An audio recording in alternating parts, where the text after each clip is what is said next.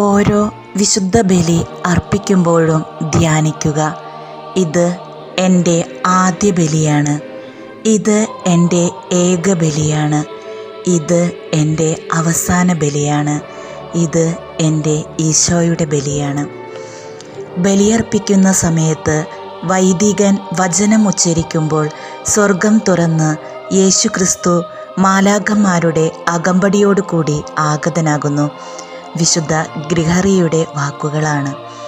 ഒരാൾ വിശുദ്ധ കുർബാനയിൽ പങ്കുകൊള്ളുന്നതിനായി യാത്ര ചെയ്യുമ്പോൾ ഓരോ ചുവടുവെപ്പും മാലാഖമാർ എണ്ണിത്തിട്ടപ്പെടുത്തുകയും ഈ ജീവിതത്തിലും നിത്യതയിലും അയാൾക്ക് വളരെ ഉന്നതമായ പ്രതിഫലം ലഭ്യമാക്കുകയും ചെയ്യും.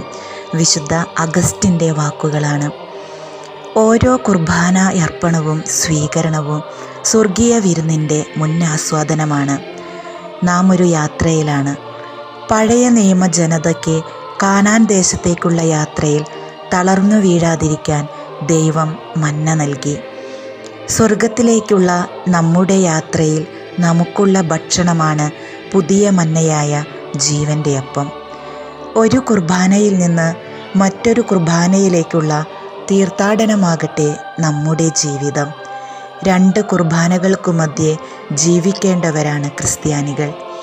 ഒരു വിശുദ്ധ കുർബാന കഴിഞ്ഞാൽ അടുത്ത കുർബാനയിലേക്കുള്ള ഒരുക്ക ജീവിതമാകണം നമ്മുടേത്. ഓരോ ക്രിസ്ത്യാനിയും വിളിക്കപ്പെട്ടിരിക്കുന്നത് സക്രാരിയാകാനാണ്, ദിവ്യകാരുണ്യം സ്വീകരിച്ച് ജീവകാരുണ്യമായി മാറാനാണ്.